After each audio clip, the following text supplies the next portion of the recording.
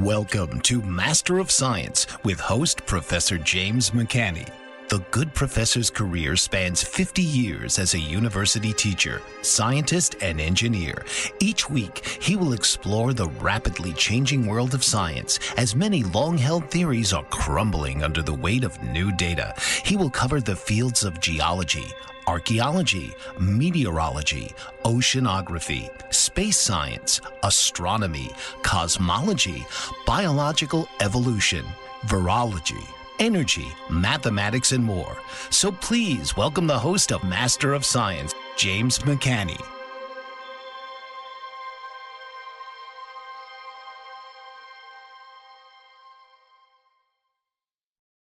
Good evening once again, everybody, and welcome. This week I was going to talk about the nefarious side of the adoption of climate change and the politicization, the taking of a concept for control. I was going to talk about that. That's an important aspect of all of this. Now, last week I talked about science and the history of where did all this climate change science come from. In the beginning, it had in what we call the greenhouse effect, something you notice nobody mentions that word anymore. They talk about CO2. The implication is that the greenhouse effect, global warming, which is a misnomer, which is a terribly misused term, because heat and temperature are two different things in science and chemistry and physics. Totally different things, and they're using them interchangeably. But what I decided, instead of getting into the political ramifications, I'm going to postpone that a week or so, and I'm going to talk more about the science, because I think it's this is what is missing from the whole argument, is understanding that the science behind it is bogus. And I want to lay this out so that it's very clear for all of you. I mean, down to the level of third graders. Okay, so I'm going to take this one piece at a time. Remember that last week I told you that the original concept of the greenhouse effect started when NASA needed an explanation for the high temperature of Venus, when it was discovered that they thought Venus was a Earth-like planet that just had this CO2 atmosphere. And here's the quagmire. It's what really has been the crux of a lot of bad science that has come out of NASA, is trying to defend themselves against Immanuel Velikovsky. And most people don't understand this. Velikovsky said that Venus, this is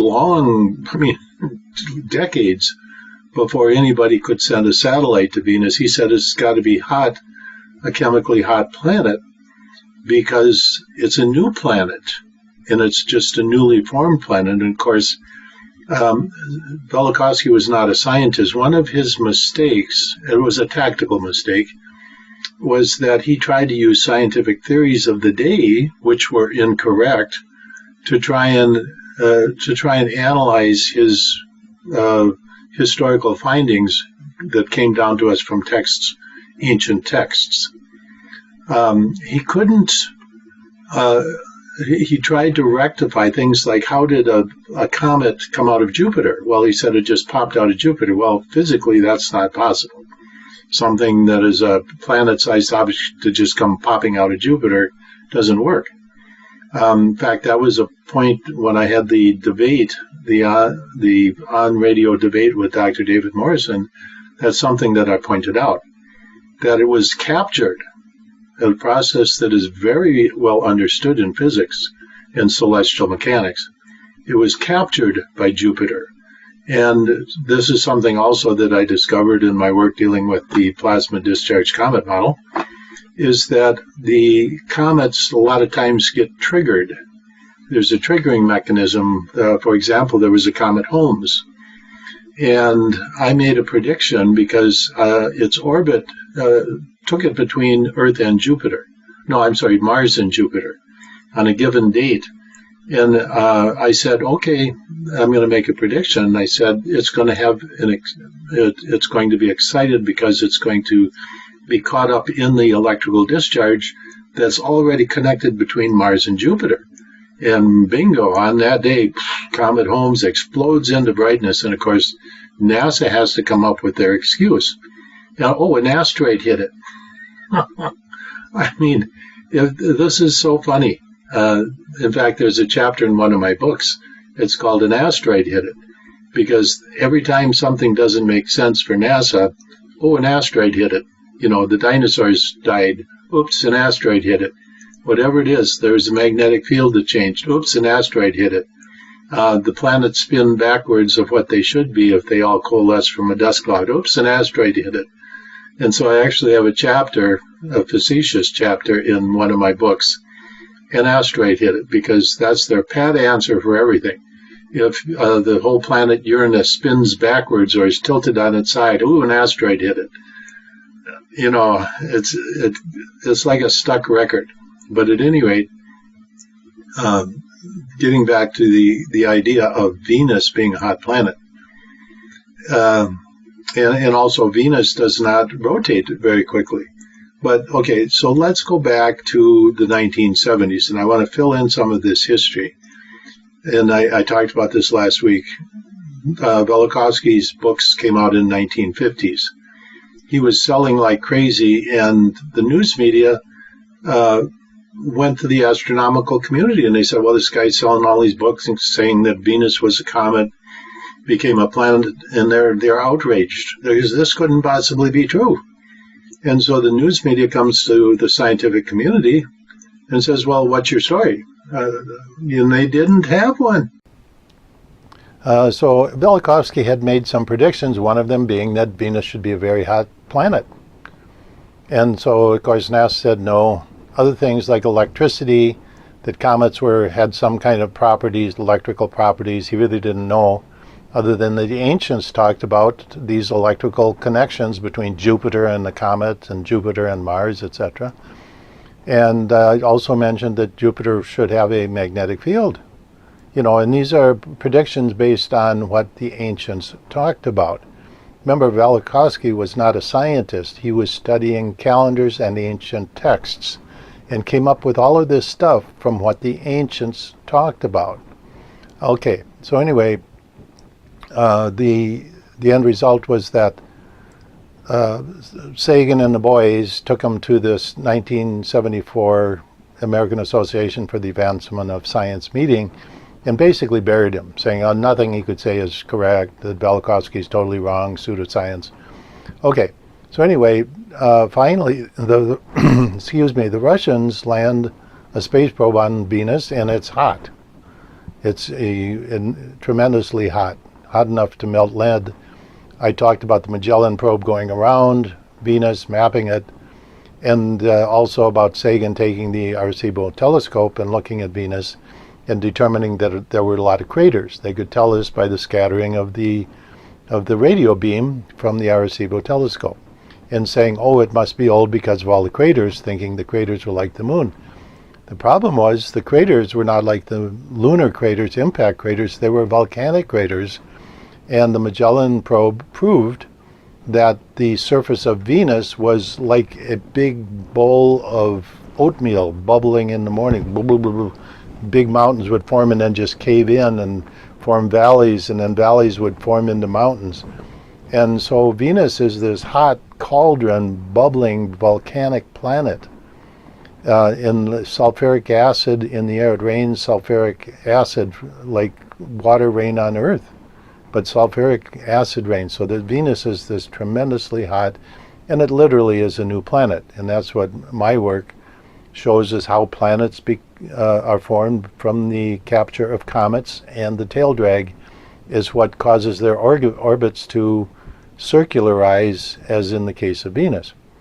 But okay, so let's go back to where the greenhouse effect started. So NASA, when the Russians measured the high temperature of Venus, NASA was like, we got to come up with some excuse here because they just proved Velikovsky correct.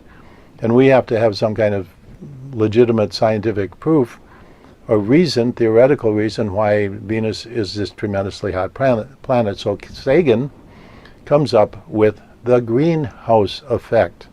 The idea that sunlight would come in, the heat would be trapped from going out and being released from the planet, and therefore building up this high temperature and causing the planet to like liquefy. But there's some problems here. There's some serious problems. And the first being that that's not the greenhouse. See, now this is one of the big misnomers, because if you have for example, your car on a hot day and the sun's shining in the summertime, the sun shines in and it heats up the car, and that visible light turns into infrared light, and the infrared light is trapped from getting out, so the heat keeps building up. And so this is kind of what they're saying is happening to planet Earth. The problem is Earth doesn't have a physical greenhouse roof to maintain the infrared heat. And so what happens with infrared heat, it goes up in the atmosphere, there's no glass ceiling, and the heat escapes. Let's take a look at another aspect of this, and that is that the Earth every day receives a tremendous amount of energy from the sun, and as it spins around to the night side, all of that heat is released. And if it's cloudy, what's happening is the clouds have moisture in it. The heat is maintained in the water. Another way of looking this is as a concept called heat capacity. In other words, air with water vapor in it has much more propensity to maintain heat, or heat is energy, a form of energy. Energy is heat energy. It's the movement of the molecules and also the mass that is related to the energy. So water molecules give dry air. If you have dry air, there's less heat capacity than moist air. And so the clouds have heat capacity, and they maintain the heat. So it seems warmer on a cloudy night than it does on a clear night. On a clear night, the infrared just goes whoosh, goes right out of the atmosphere, and it does this every day. So the Earth does not have a glass ceiling. And it's that glass ceiling in the greenhouse that maintains the air, the warm air, from escaping. Okay, so the greenhouse effect is a misnomer. It is bad science, and there are many problems with this, so that they would have to rely on the cooler clouds to reflect the heat and heat up the hotter planet. So it does not work thermodynamics. It's a contradiction. It does not work to heat up the planetary core of Venus. It simply does not work. In other words, sunlight supposedly comes in, and there's another problem. Is when you get down to the surface of Venus, about a smidgen of sunlight actually makes it to the surface of Venus. So it's not enough to drive the greenhouse effect, which is bogus anyway. It's not enough to drive the greenhouse effect to melt the planet. The heat is coming from internally in the planet because it's a newly formed planet. The heat is going outwards, not inwards. So the reason I'm going through this is because last week I ended the show by just saying that the greenhouse effect is bogus. It does not work on Venus. And so I wanted to flesh this out a little bit, and for people there who really are not scientifically adept.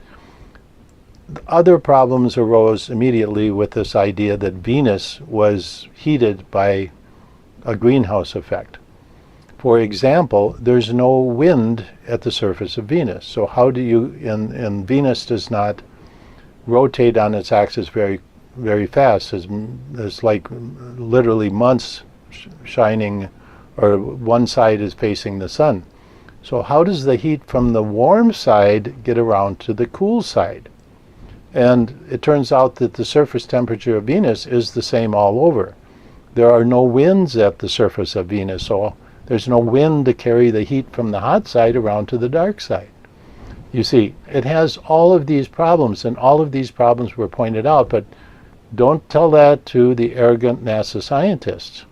Don't tell them, because and this is one of the big problems, and it exists today, is that the scientists at NASA have basically free rein. Whatever they say gets published, it's like unquestionable.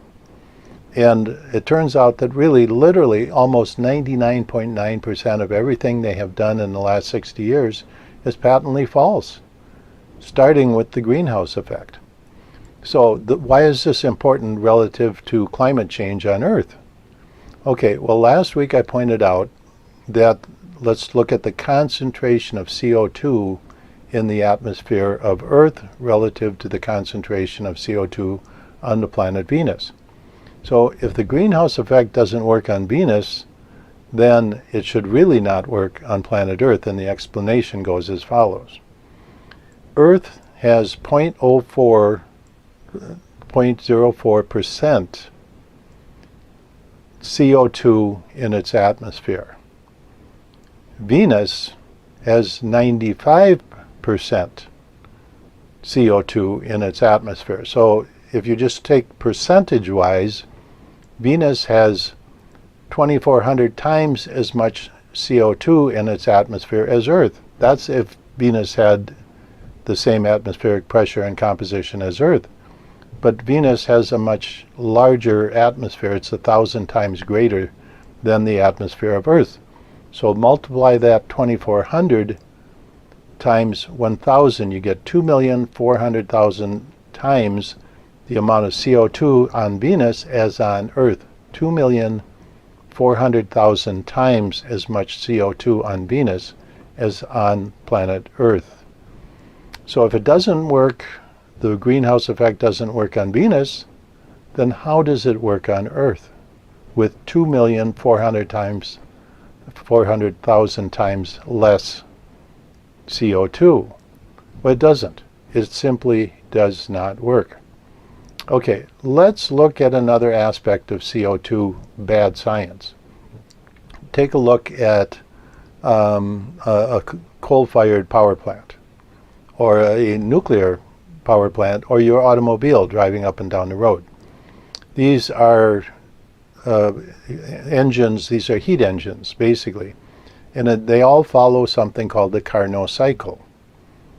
The Carnot cycle basically says that if you have a heat engine, you have an exchange of heat, you trap some of the energy of that heat. Now you have to cool the engine down so that you can repeat this cycle, and that's why you have a radiator on an automobile, for example.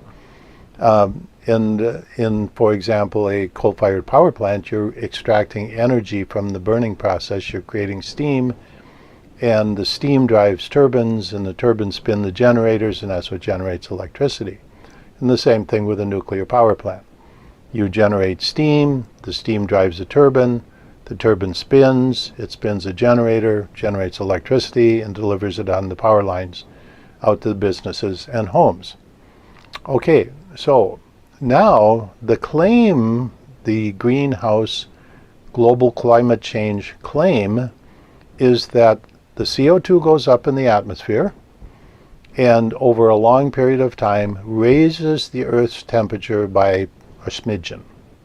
And therefore, we're all going to die. It's going to melt the ice caps, and everything is going to be inundated, and all kinds of bad things are going to happen.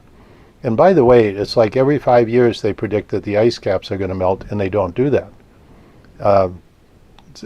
But anyway, back to the idea that you're burning these fuels, and supposedly the story is that in 10 or 20 years, the CO2 in the atmosphere is going to cause the greenhouse effect, which they don't talk about, because remember, the greenhouse effect doesn't work.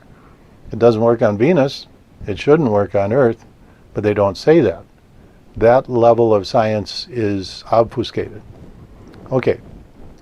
So now let's look at the amount of heat going into the atmosphere right now from the coal burning plant, from your automobile, from a nuclear power plant, or from a natural gas fired power plant, same thing. and compare it, the amount of heat that's going directly into the atmosphere right now. So the Carnot cycle says that, let's use approximate numbers, that about 70% of the heat energy that's produced by burning fuel, high energy content fuel, coal, natural gas, gasoline, diesel, about 75% of the heat energy goes into the atmosphere as in the cooling process. And only about 20 to 25 to maybe max 30% of the energy goes into useful work, making a car go down the road or generate electricity. So 80%, really, when you count in all the factors, let's just be generous, 75% of the energy that is being burned in diesel, gasoline, 75% of the energy is going directly into the atmosphere right now. Not in 10 years, not in 20 years, right now. So that's billions of times more energy going into the atmosphere right now. And so why don't the climate change people talk about that? They don't. And that's the quagmire. That is the quagmire, because there's voluminous amounts of energy going into the atmosphere all the time from these sources that we're burning what I call high energy content fuels. But nobody talks about it. And so what happens to all that heat? Well, when the Earth spins around at night, all that heat just goes whoosh out of the atmosphere. It goes away. And every day the Earth expels that amount of energy. And it's like, here's the example I always use. Imagine you have a nail, and you want to hit the nail with a hammer, and you want to drive it into a piece of wood. And so you have this great big sledgehammer, and you hit the nail. Compare it to a little jeweler's hammer. A little jeweler's hammer, like the jewelers use, a little like this. And you hit the nail with that. So the idea is that you're comparing this giant mallet hitting the nail, which is the equivalent of the heat going off into the atmosphere right now. In the greenhouse effect, the global climate change claim is that this little mallet, this little jeweler's mallet, is the one you should worry about.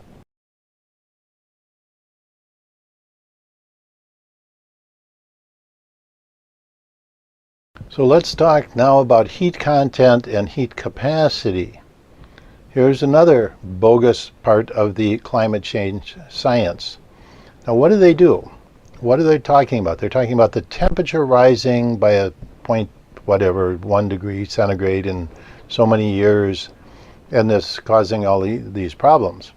And then they have computer modeling. And computer modeling, if you want to fix something in science, do some computer modeling. It'll make it all better. But at any rate, okay, going back to heat content,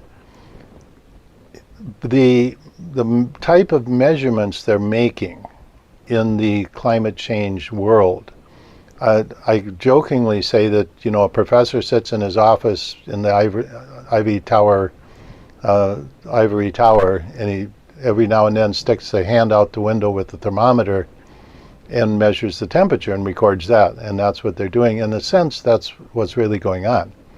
So they have temperature sensors that are all over the world. But the problem is the land mass, the oceans, the ocean at a certain depth is gaining energy. These are all components of the world, basically a thermodynamic structure. And they're not taking data from these. They're using satellites. They're taking temperatures from satellites. And I've even seen recently, this is an interesting one, I just saw this, where they were encouraging shipping companies to use low sulfur content fuel. And they expected that the temperature in these shipping lanes should drop because they're using a lower sulfur content fuel. And what actually happened is it increased. And then they realized, well, it's because the aerosols from the sulfur compounds are no longer in the atmosphere, and so the actual end result was in a lowering of the temperature. So following their recommendation of using low sulfur content fuels, there was actually a lowering of the temperature, the opposite effect of what, there was an increase in temperature, which was the opposite effect of what they predicted. So at any rate, getting back to the idea of heat content, they don't have enough data. It's simply put, and also they're collecting data at places like the airport. The airport is this big reservoir of cement, and it's going to, it has a lot of heat content, and therefore the temperature at the airport is going to be a degree or two higher than in the city that's nearby in the suburbs, and then it's going to be even higher than the surrounding countryside. And so putting where you place the thermometer is going to make a big difference in your results. But I want to talk about the heat content, just the thermodynamic concept of heat content.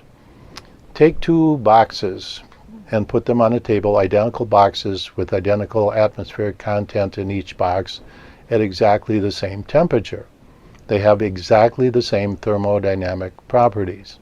Now, how much heat you could calculate or you could measure the amount of heat content in each of these boxes, and they should be the same. Now, one of the boxes, add some water vapor, just some water vapor, and lower the temperature just a little bit. So the box with the dry air would have a higher temperature, so your climate scientist would say, aha, global warming, the temperature is going up. But if you look at the heat content of the box with the water vapor in the atmosphere, then the heat, there's more heat in that box and the temperature is lower. So temperature is not a measure of heat content. And this is an error that they're making. And it is so universal, I just can't believe that scientists who went through and got more than a first year chemistry, C in chemistry should know this. This is absolutely absurd that people are mistakenly interchanging the term temperature and heat content or global warming. When they say global warming, they're implying that there's an energy increase in the atmosphere due to this CO2, blocking the infrared light from getting out and causing a greenhouse effect. But it's not true. Temperature and heat content are two totally different things. They're related, but they are very different. In this example of two boxes on a table, one has a lower temperature, but it has more heat content, is a perfect example, another example of bad science being used in the alarm-driven climate change. The next thing I want to talk about is emotional science. When they get kids into a classroom and, the world's going to end, you all have to go out and march up and down the street and prevent the use of CO2 emitting machines. Now I want to talk about nuclear power. This is absolutely amazing. My advanced physics degree is in nuclear and solid state physics.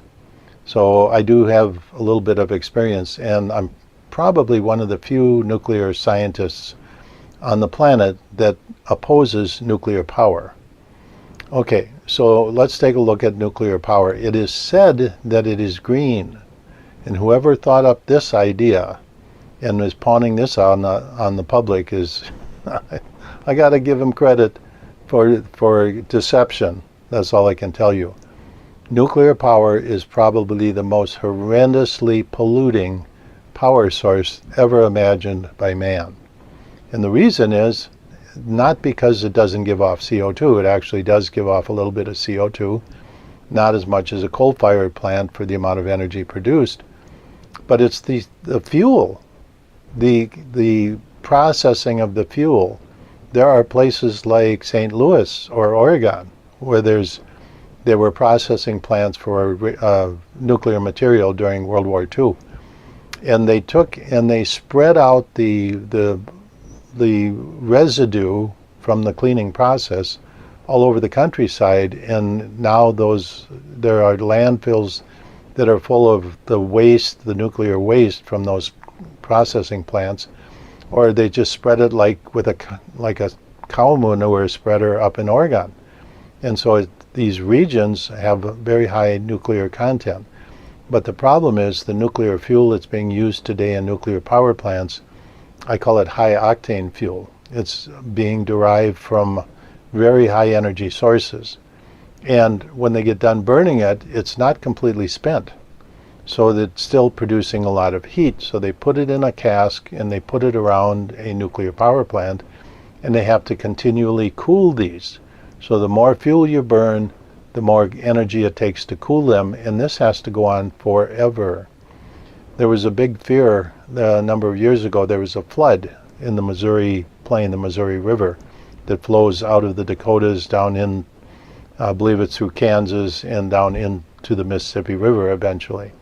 There was a nuclear power plant on the Missouri River, and because of the flooding, they had to shut it down. Okay, well, what's the problem?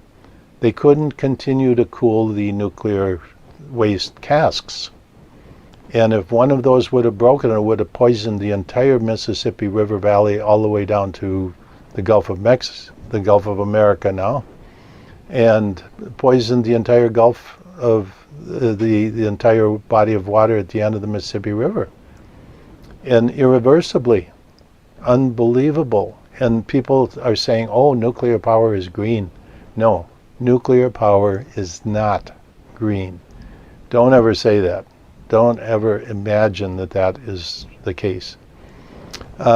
Nuclear power is the most horrifically polluting source of energy, and it amounts to about 15% of our national energy budget. We could shut down the nuclear power plants overnight by simply turning a light off and conserving power. The whole issue of nuclear power is horrendous. Additionally, there are about 100. There are a few less than 100 nuclear power plants still active in the United States. They keep extending their commissions because nobody saved the money to decommission these nuclear power plants, and they're leaking. A lot of them have the piping that's leaking into the ground, and once it gets into the water table, that's going to poison the water for huge areas around these nuclear power plants. People have asked me, as a physicist, and I have knowledge of rocket launching capabilities, etc. Once I did a lecture dealing with how can you get rid of the nuclear waste, and somebody proposed, well, we could just put it in rockets and shoot it off to the sun. No, there is so much of it. In fact, if you take all the rocket launches that have occurred in the world in modern history since rockets began launching, if you could use all of those launches to simply move nuclear waste into space, it wouldn't even make a dent in the amount of nuclear waste that you would. And then you have the problem of nuclear waste. What if one of those rocket fails on the way up and that falls into the ocean and pollutes the entire ocean? A single cask from a nuclear power plant would be enough to poison a tremendous part of the world. Nuclear power is a horrifically bad source of energy. Okay, and now I want to talk about the many factors that affect climate. Just hundreds, if not thousands of factors. The main assumption has always been that we receive our energy from the light from the sun, and what we receive actually, if you go out into outer space, outside of our protective atmosphere, you have X-rays, you have ultraviolet light, visible light, which is what actually passes through the atmosphere. You have infrared and microwaves. And so all of this radiation is coming at us from space, from the sun, and most of that is blocked by the upper atmosphere. And so the visible light is what mainly comes into our atmosphere, and so that's always been heralded as the source of energy for weather, for tornadoes, for hurricanes, for whatever's going on, lightning, whatever it is. It has to come from that source of energy, and it's completely wrong. That concept is completely wrong. We receive more energy in the form of electrical energy, and it's something that meteorologists don't even understand or acknowledge. Hurricanes, the most powerful weather systems on Earth, are driven by electrical currents, not warm water. This is one of the most absurd things that has ever been imagined by man. So what astronomers talk about when, for example, we have seen hurricanes on Mars. There's no water on Mars to create a hurricane. So how do hurricanes form? There's no warm water on Mars. The biggest hurricanes in history, there's one called the perfect storm, where 3 hurricanes joined together in the North Atlantic in early November. What was that year? Was it 1991? The October blizzards. That's right, 1991. I was in those. One of the hurricanes was what I call jokingly a himicane. In my weather book, I talk about himicanes are overland hurricanes. And this hurricane came across the northern border states of the United States and went out, and that was one of the 3 hurricanes that joined to form the perfect storm. Another one came through the southeast up over Appalachia, and a lot of people died in that because it created a huge winter storm that people were not prepared for, late October. This one up the East Coast, this was the second storm that joined to make the perfect storm. And then there was a third one that came up the eastern seaboard. These 3 hurricanes joined to form the perfect storm. But in the North Atlantic, in early November, there was no warm water. The biggest hurricane in history, what we called the perfect storm, was located in the North Atlantic Ocean in November, in frigid, icy water. So the idea that hurricanes form from warm water is absolutely absurd. And that's one of the things that my weather work discovered long ago, was that hurricanes are formed by a vertical electric field, a discharge of the vertical electric field.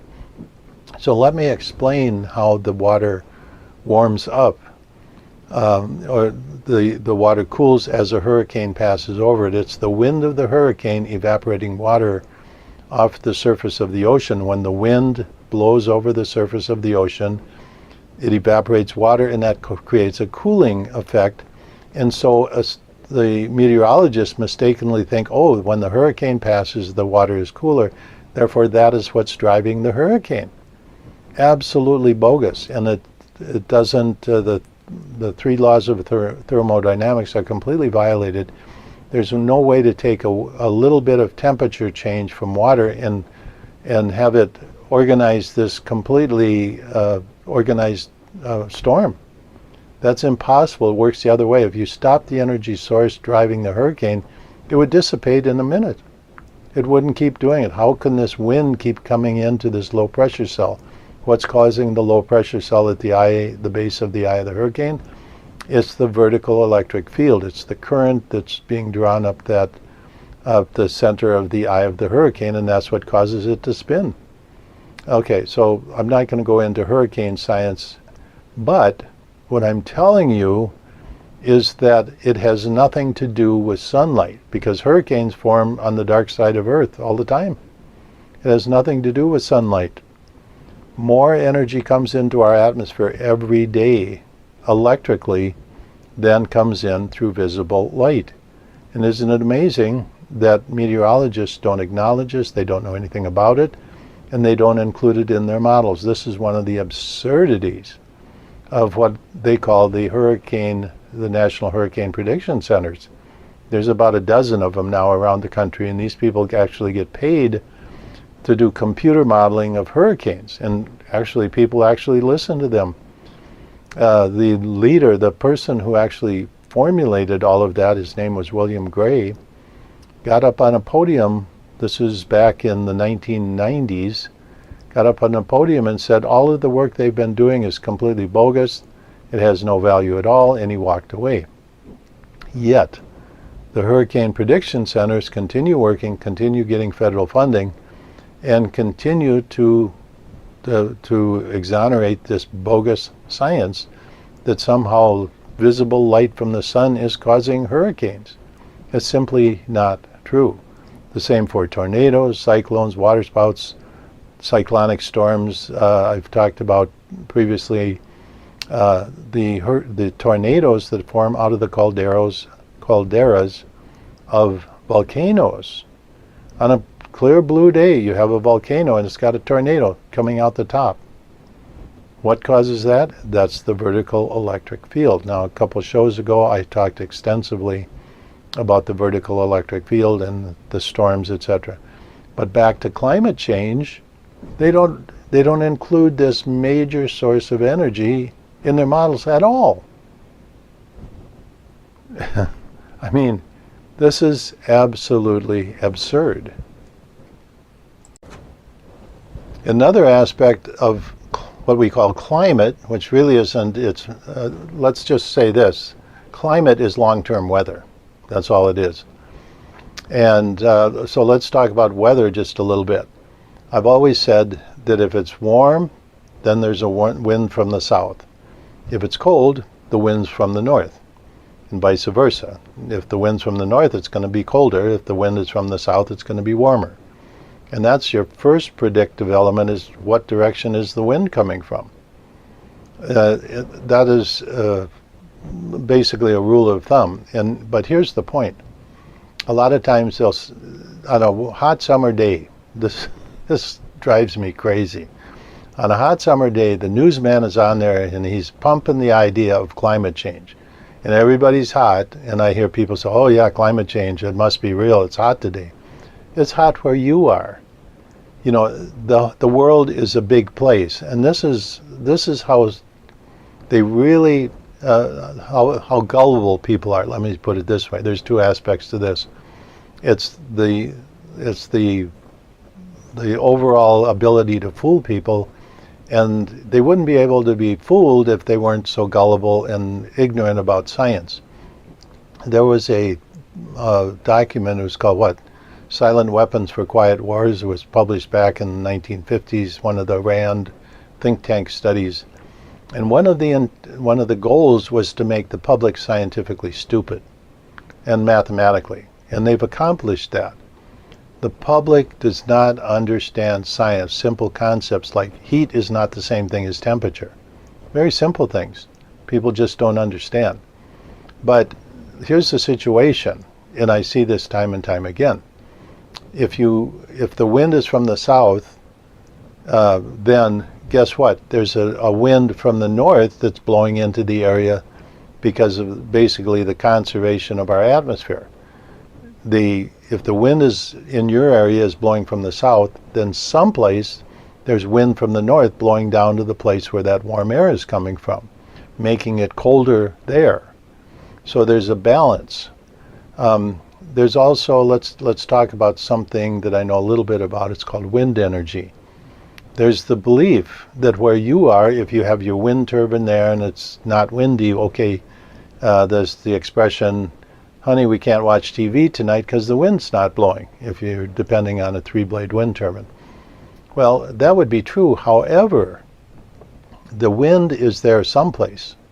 And if you take a country the size of the United States or Canada or even a smaller area like England, for example, if you take the average wind and you take the overall wind energy over a large area, it's a constant.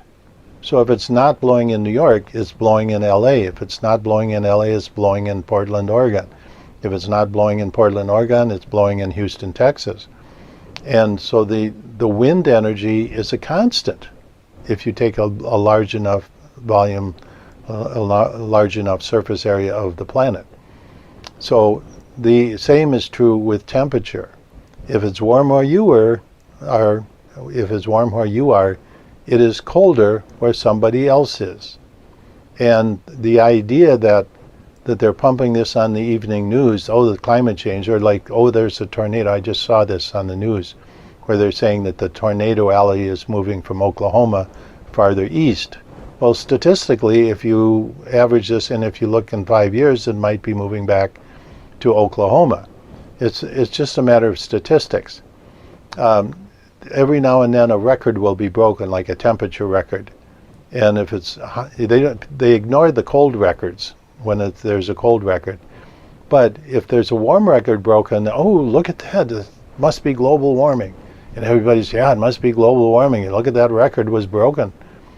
It has not, records are being broken all the time, and they will continue to be broken all the time, because that's simply the way it is. But back to the idea of climate, convincing people of this climate mythology, of this climate religion, of this climate bogus science, is partly due to the fact that people don't understand things like, well, it's like hotter here. Well, how about the people down there? It's colder there. And I've seen that over and over again, where it's really, really hot, say in the United States, and people are saying, oh, global warming. And it's very cold, maybe in South America or Central America, but there's a balance. And so the ability to fool the public is commensurate with the ability to push this global climate change agenda. And it's an agenda, and I'm going to be getting into that. That's a topic that I'll be covering in future weeks. I may not go next week because there's some other important scientific topics to cover.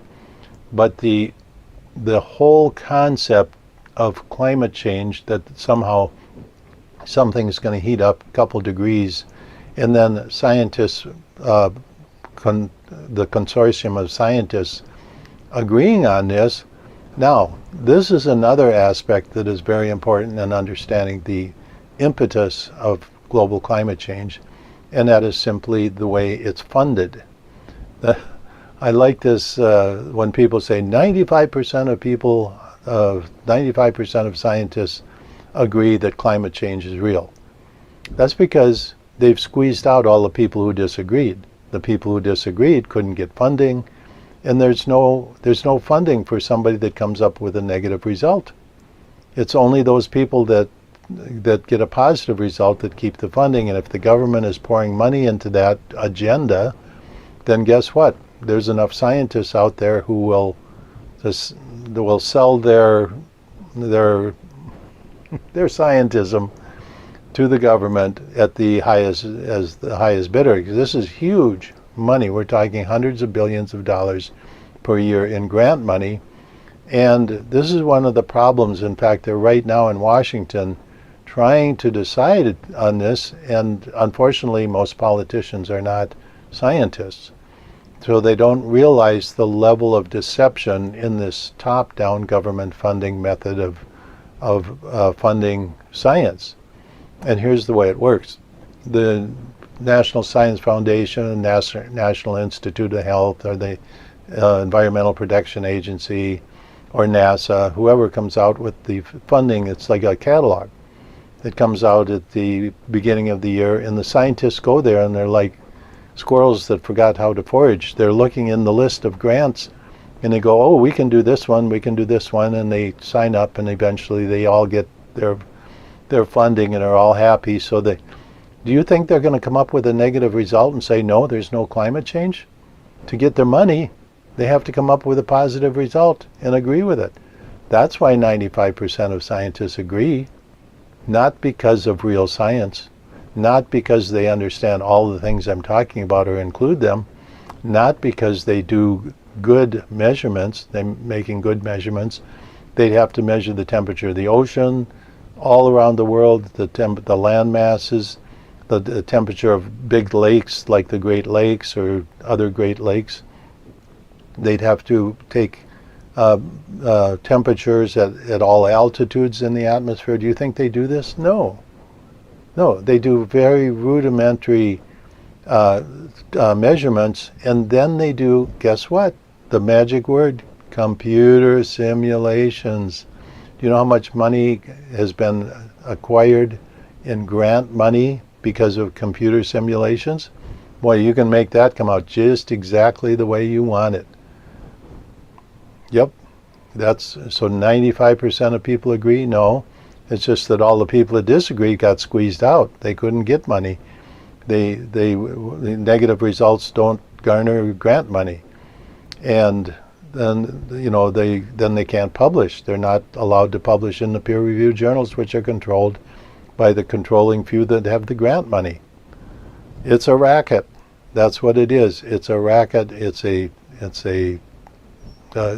corruption in science. That's the only thing you can say about it.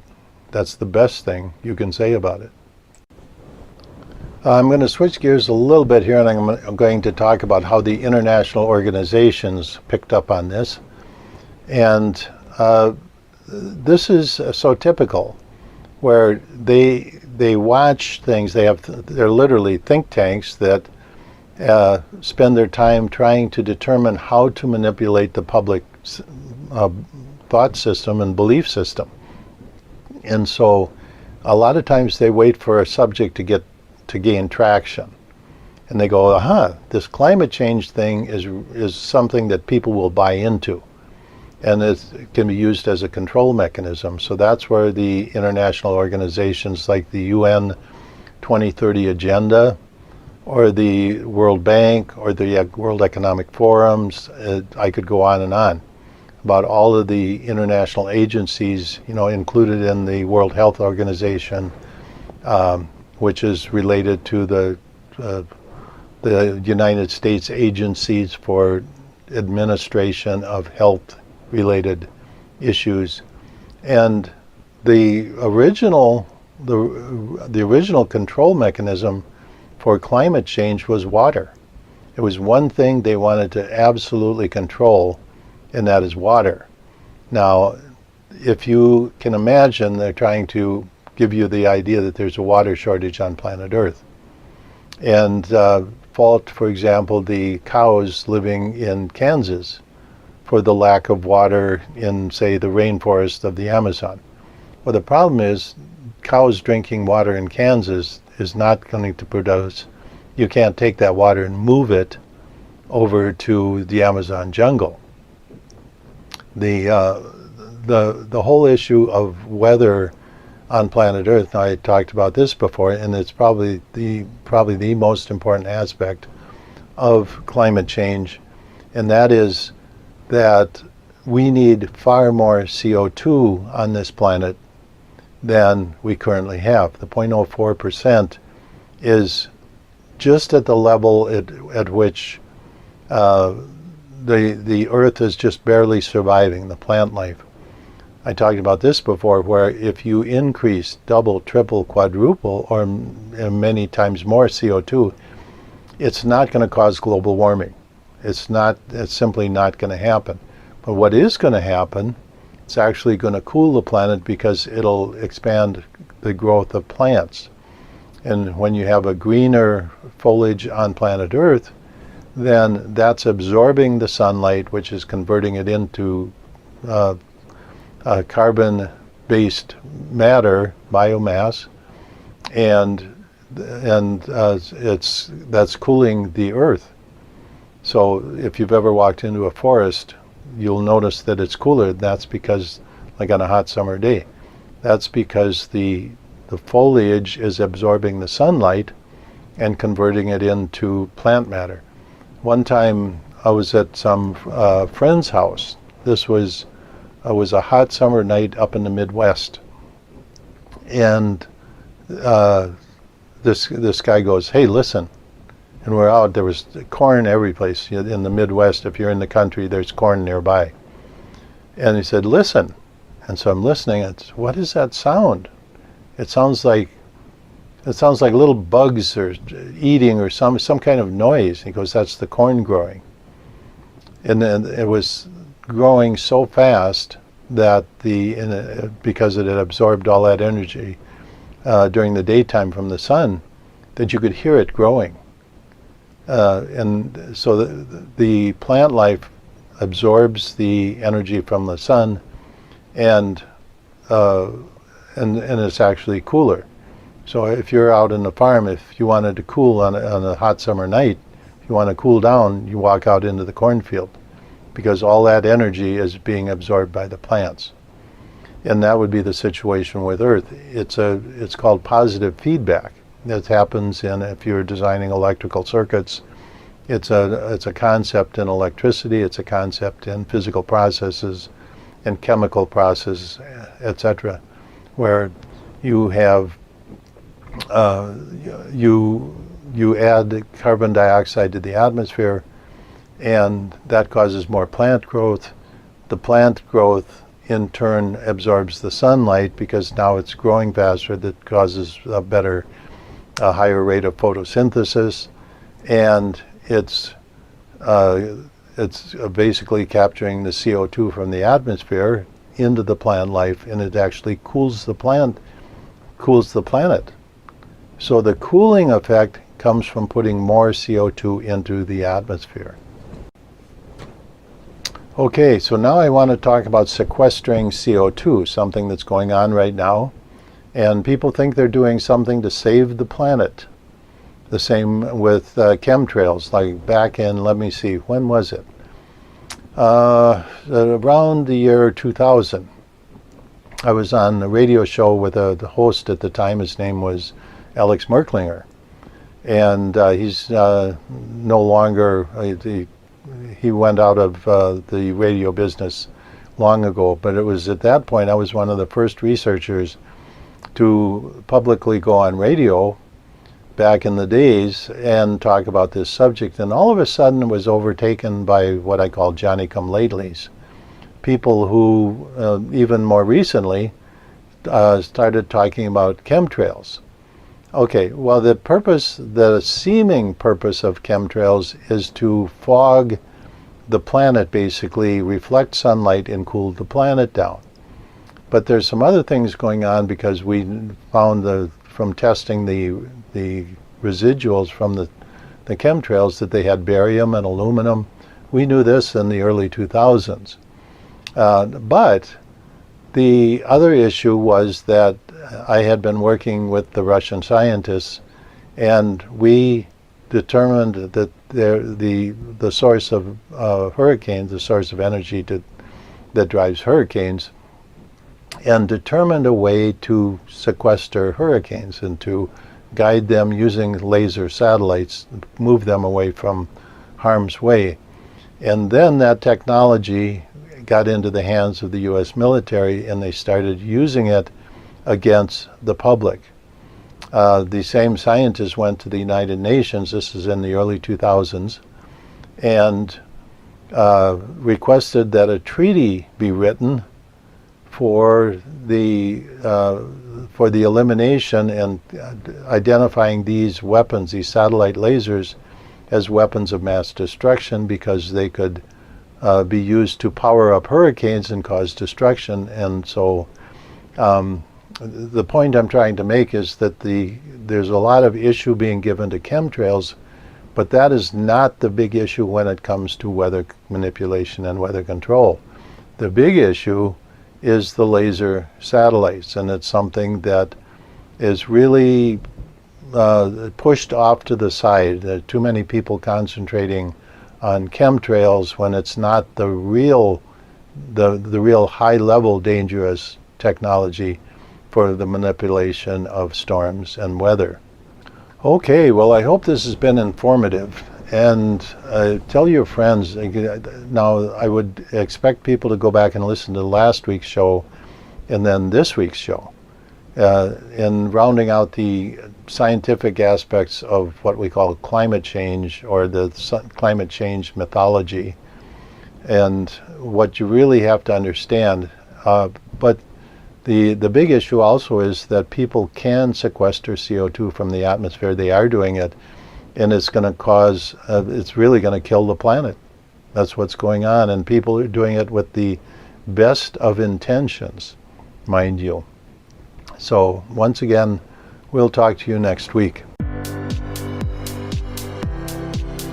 This has been Master of Science with host James McCanney. Join us each week as James will delve into historical figures such as Nikola Tesla, Albert Einstein, and the great mathematicians as we explore the history of man, Earth, and our universe as you've never seen it before. Tuesdays, 7 p.m. Eastern, right here on the Bold Brave TV network, powered by B2 Studios.